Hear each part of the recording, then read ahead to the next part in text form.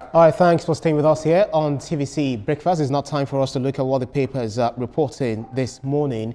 And I have with me the first newspaper, which is the Nation newspaper. I'll be doing this with my colleagues. I was waiting for that. My colleagues, Etoma, Veronica, and Ria. Now let's get down to business. Okowa, Articles 2023 bid for president insensitive. I regret running with him. Tinubu deserves second term. I bear no grudge, says ex-VP. Lagos-Calabar Highway, foreign investors network seeks Tinubu's intervention over $250 million loss. Above the masthead, how Nnamdi Kanu was arrested in Lagos hotel by witness. Lawmakers indict NCC telcos over kidnappings. Others. Oyetola gives out for the 2,000 life jackets to facilitate waterways safety. On the bottom strip, court okays playing of disc in Emefiele's case. EFCC detains Aisha Chimogu over alleged 8 billion naira deal. You find out on page 2. The main story, Toma, if you look at it, it's very interesting when you have a running mate, your running mate, saying that he, former running mate, but still running mate anyway. But in the last election, 2023, saying that he regretted running, with Atiku Abubakar, and that he is selfish for gunning for presidency without allowing President Bola Ahmed Tinubu to take his second term.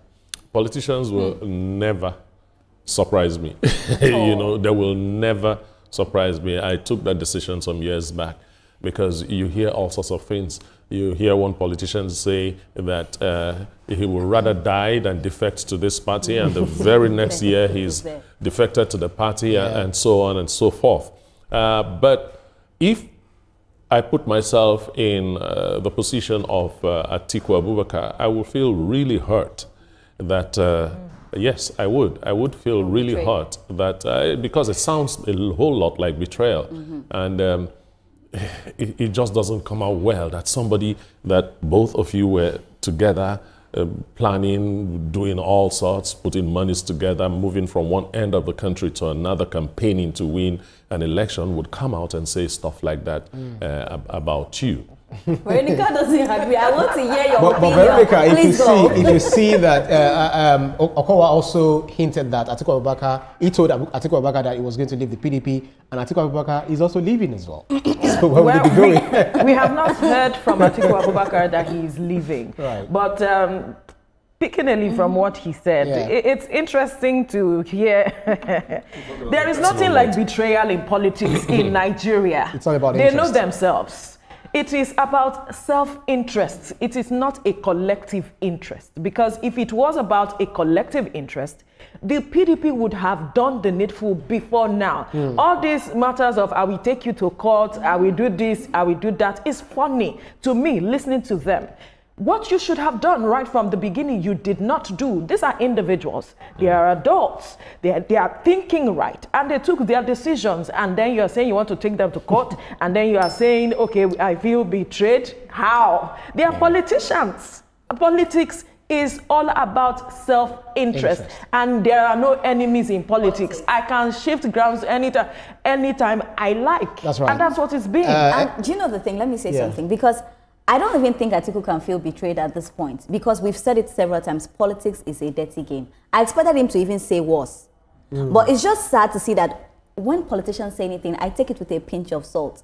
We've heard people say, I will die if I enter this party. They are alive in that party. Some people even say they will leave the country. They are alive in that party. If Tinubu eventually becomes president. They're still but they there. Backtracked. Politics, there's no permanent enemy, there's no permanent friend. So Atiku should know better, actually. I don't think he can be feeling betrayed at this point. I've been waiting to know what party he's going to, if he's truly leaving. But I also feel like Atiku is so strong that he may not leave PDP. PDP to where? Well, no. We know that they are having conversation with SDP. And one of the politicians also said that El-Rufai might likely, according to him, might likely be the placeholder, for Atiku Abubakar in the SDP. So we don't know the permutation. Also, he's going to SDP. No. He has not openly allegedly trying to go to SDP. He has come out to say that you can't come and take our structures because you agreed.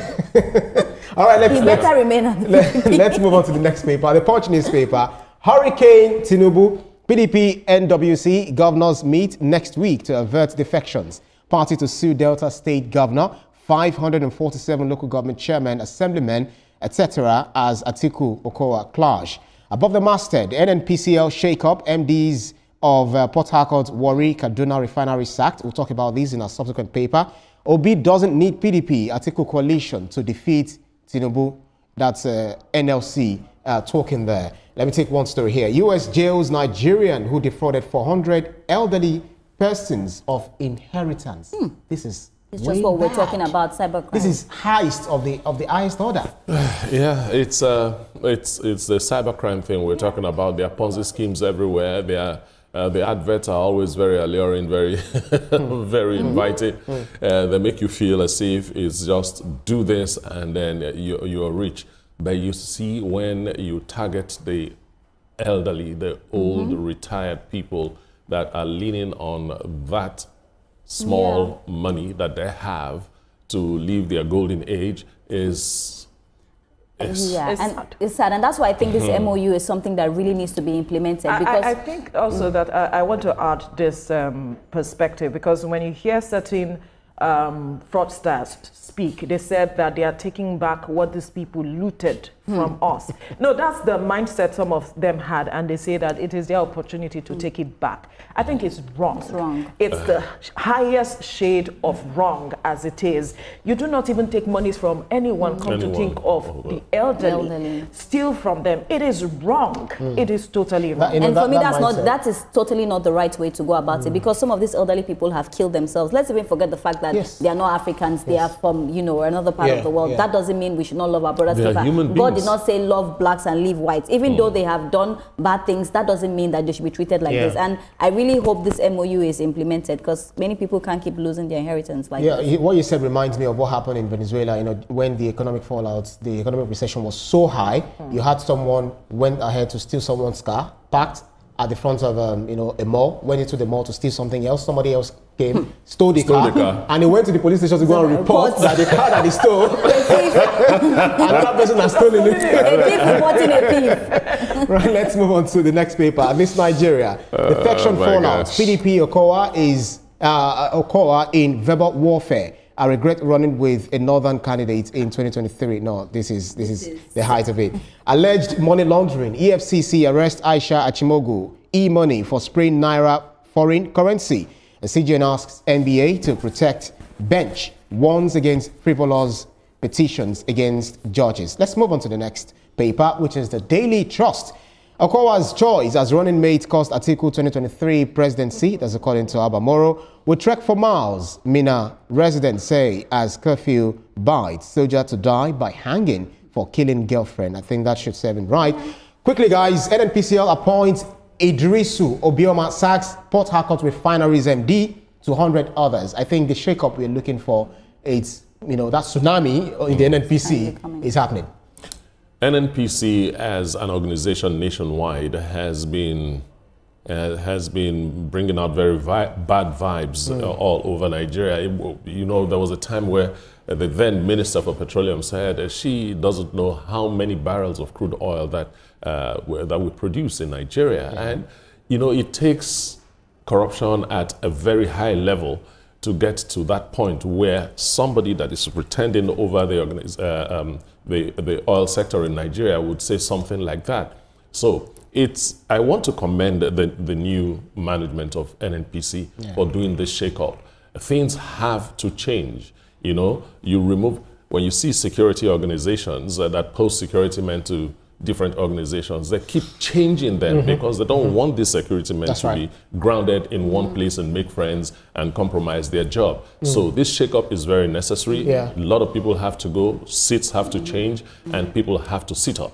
Veronica, just yesterday we were talking about Port Harcourt Refinery, I think Warri Refinery as well, that are underperforming. So this is the way to go, you think? I think it's the way to go, but it shouldn't stop there. Putting people... we talk about round pegs in round holes. The other persons that will take over this position, can they deliver? Can they ensure that these refineries get to work? That's my concern. That's right. If you bring shake-up, are you going to also hold them accountable of their time in office? What is the transparency, the structure that we are putting in? I think these are critical questions that must be answered in the course of trying to clean up the NNPCL at the end of the day. Quickly, Rhea. And also, I always say the new people that have been put there, they need to be watched. We need to see what you're doing. And if after some months they're not delivering, let them be taken out. Because at this point, we need to make sure that the NNPC stands strong. Because it's one of that's the most pivotal thing we even have in Nigeria. So if those people are not working, let them I believe in reshuffling. If you're not doing your job well, you're taken out and, So they should follow the KPIs, exactly. Strictly. And I hear also that they give them timelines. The new appointees, they give them timelines to achieve certain things. And if you cannot deliver, you're out. Right. Let's move on to daily independence. PDP vows to reclaim mandates from Governor Oborewori, others. Protect, defend judiciary. CGN challenges NBA. Inflation, global trade disruptions weigh on Nigeria's growth. And then federal government to inject 110 billion naira intervention fund into select medical schools. Moving on to the next paper, Nigerian Tribune, and very related story, Nigeria in deficit of 300,000 doctors. Federal government earmarks over 110 billion naira to revamp 18 varsities medical schools. Kwara needs over 100 doctors. Hospital Management Board. Yeah, so we are running in deficit of 300,000 and we have just few doctors. The caseload for them is just so high, to attend to patients. One of my doctor friends told me that anytime he's going to work, he feels he's going to war. It's as if it's wartime in Nigeria, because you go to work while he's parking his car, they are bringing cases. And it continues like that until the day ends. And he wonders, how do I even do it? I am happy right now that it looks as if the federal government is looking towards the health sector. They are injecting monies here, injecting monies there. The president has subsidized dialysis. He has done. Those things are happening. I hope they continue. And most of all, let us look at the welfare of the doctors that we have before all of them go out, and that would be a very sad situation. Veronica, coming to a realization of this is not enough, but addressing it.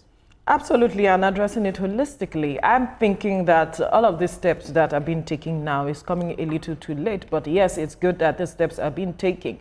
Because before the others that have left, and we are now having 3,000, what should we have done? Because we kept knowing that these persons were leaving. What are the measures we had put in place? Now that we have 3,000, how are we looking to bring in more into the pool to help Nigerians? Nigerians fall sick every day. At certain hospitals, you just find the way these people are handled, talking about patients, you would weep. So Nigerians now have to take the opportunity of ensuring that they are okay, that they don't have to go to the hospital. So some are also looking at alternative medicine. And then at the end of the day, there is some persons you just fall into the trap of they were not properly treated and they die. We have an issue on our hands. How do we address it holistically such that Nigerians are not dying, doctors are well taken care of, and they have the needed structure to work with? That's right. I know when we talk about this, I keep talking about welfare. It's not about bringing new doctors. We can churn in new doctors every day, every month, but if the welfare is not solid, these people will go. I know we spoke about it a lot of times on this table. We are happy that we have a president that loves healthcare. We've seen so many things that he has been doing for the healthcare system, but I think we are now at the point that we should look at the welfare of these doctors. Because we're arguing about it on this table. If these doctors go, it's a serious problem because people fall sick every day. And because we spend so much. And Veronica, let me tell you something. Exactly. I'm scared to go to the hospital sometimes because you go to the hospital, one doctor is attending to like 10 people, time is going, and then people So I feel like when it comes to welfare, these are the things that we need to look at, not even churning out new doctors. But this is why they are not selfish, remember? No, but let me tell you. I wanted to make a point. Veronica, let me tell you something. Even if the welfare is bad, I say that some should stay. And let me tell you why. Because it's for love of the country. The love of your people, your fellow Nigerians. It's for your people. Do you know the question they will ask you when you bring up that argument? Does the country love me? No. Nigeria loves Will I put love on the table for my kids? For my children. I know, but still, like as a doctor, you don't always think about money first as well. The oath, it's not money first. It's about the lives that you are saving. So you have to love Nigeria, no matter what. Our president will make it better. Don't go. All of you should not go, The Guardian newspaper is next. The Night Mobile at Crossroads seeks $3 billion lifeline as 10.3 million subscribers port. In fact, we've been reeling from this. Those of us that are customers. They're porting to Yeah, a lot of people are potting too because of the challenge they're having, and I think it's been taken over by AMCON some time ago. But it's a serious thing for the subscribers of this network, so they need to find something doing on it. Despite 40 trillion naira investments in 11 years, insecurity in Nigeria, unacceptable, and I believe that we all agree that it is very, very unacceptable that we spend so much on it. Akpabio Agbakoba demands Natasha's retraction of sexual harassment claims. Guys, let's just move on to the last paper because of our time. Sporting Life, indeed it goes for 19 billion naira. Liverpool demand 34, you had money, 34 million pounds for Nunes, and Chelsea floats Sancho Gittins swap to Dortmund. That's about Dembele scores as Les Parisiens draw first blood. Ibrahim, do you think that we can send Etoma to play football at least? Why not? So why not? He will just take his age to football age. Well, you have to be within the football age. You guys are having fun. I will keep the ambulance very close to the to the pitch. For Wilfred and DG, of course, right. It's because Leicester City were relegated to the Championship, and right now, there is his release clause have been put out there. That's about £9 million, which is 19 billion naira. And that is less than how much, the Leicester club got him from Genk, a Belgian side. They got him, I think, 17 million pounds at the time. But they are ready to release him because they have clubs that want him. Talk about Crystal Palace, Fulham, and other clubs that want him. So he should go. We should do something. Veronica loves football. Let's see how we can make money from it. So let's think about something. Play football. Maybe I'll send you out. Legs. Right, you guys know what I'm talking about. Okay, so yeah, that's about it for the newspaper offer review. But then very quickly, I just want to add this. Trump is 100 years in office, and then there have been 100 days. 100 days rather. Maybe prayer for him. And then there have been several protests on the streets of America. Those who supported him asking that he should leave power is destroying it all of things. But one thing that I want to mention is that the sanctions that Trump raised on or imposed on all of the countries, so many countries, 185 of them. There is an island called Health and McDonald's Island, inhabited by penguins, seals, and other sea animals. Trump imposed 10% tariff on them. That man is a bully. We just have to go. That's about it for the newspapers up for review. We need to go. After the break,